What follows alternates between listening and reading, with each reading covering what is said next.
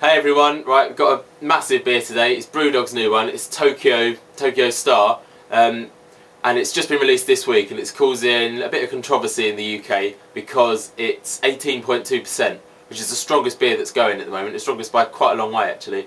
To be honest, there's hardly any beers that reach double figures, and I mean, this caused a controversy last year when it was brewed at 12%, and then they've gone and brewed it again this year, and they've really bumped it up, and they've got it to 18.2%. There's fears about it causing binge drinking and things like that, but to be honest, this beer costs £10. No one in their right mind is going to binge drink on this. They're not going to, for £10 you could buy 24 cans of lager in the supermarket, and compare that to this. If someone wants to go and get blind drunk, that's what they're going to get. They're not going for this. This is proper esoteric specialist beer for someone who really loves their stuff. I've got the last one I just said about it. This is the 12% one. It's basically the same brew. They've just literally just kind of caned the malt and just really kind of bumped it up. It's imperial stout aged on toasted French oak chips with jasmine and cranberry in the kettle, and then a champagne yeast to kind of get it all going. Let's have a go. Make sure I've opened the right one. Yep. 18.2%. This is the strongest beer I've ever had. It may not seem that strong to some people in, probably in the US, so I know there's a lot stronger beers out there, but in the UK this is a big one. The strongest one I've ever had, I had a couple of months ago, was a 12-year-old bottle of Sam Adams Imperial Bock, or something like that. I don't know. But it was fantastic. It was just starting to go beefy and umami, and it was just so rich and full-bodied and incredible. Alright, we're not here to talk about that one, we're going to talk about this one. Oh, I'll pull it into this big bulb. Check out that. It's completely dark. Oh no, I can see the faintest hint of red for it, a couple of cherries when I hold it up to the sun. And then that big tan head. Oh, aroma is huge. Lots of quite fruity hops actually.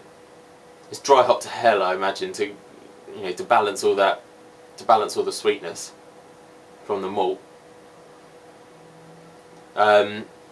Definite kind of a nutty sweetness. There's definitely that toasty vanilla notes from the French oak. And then way beneath that you've got the chocolate, and then there's barely any warmth. You've definitely got a chocolate, the stouty flavour and the aroma that you'd want. Inspect. I'm getting kind of cherries. It's a fantastic nose, but it's probably more subdued than I expected it to be, which is probably a good thing. And as this has only been out. It was only released on Monday from the brewery, so this is super fresh. This is the sort of beer that could last forever. It's got a best before of 2019, so if that's anything to go by, then I think we'll be all right. So this is going to change over the years, but let's stop talking about it.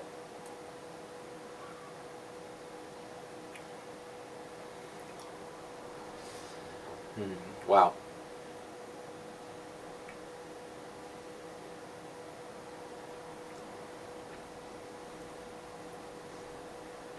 Okay, it's very full-bodied, very rich.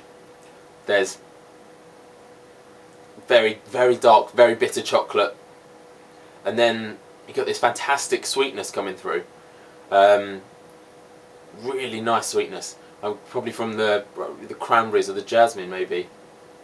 But it has got this berry sweetness to it.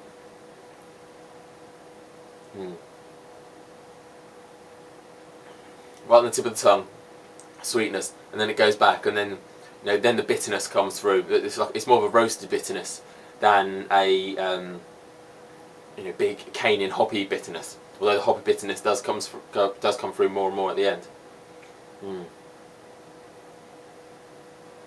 Very lovely, fantastic sweet aroma.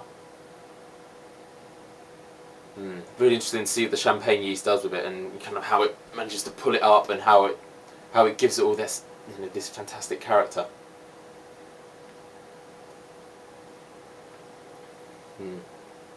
This is one to sit down with, I think, for quite a while and just roll it around the glass, roll it around your tongue, just really enjoy it and just kind of see what happens to it. I had it in the fridge for maybe an hour in not a too cold fridge, so it's just chilled. And I mean, this is gonna warm up and this is gonna change, and yeah, and then I'm gonna buy a few more and pop them in the cellar and leave them for a few years and just to see what happens to it. But 18.2%, there's no real alcohol burn. There's definitely warmth there, but then, you know, of anything of this strength, you're going to feel some kind of alcohol. So it's, you know, it's almost expected, especially as it's so fresh as well. But yeah, so I'm going to sit down, finish off this. If you can try it, do. 18.2% BrewDogTokyo. Yeah, fantastic. Cheers.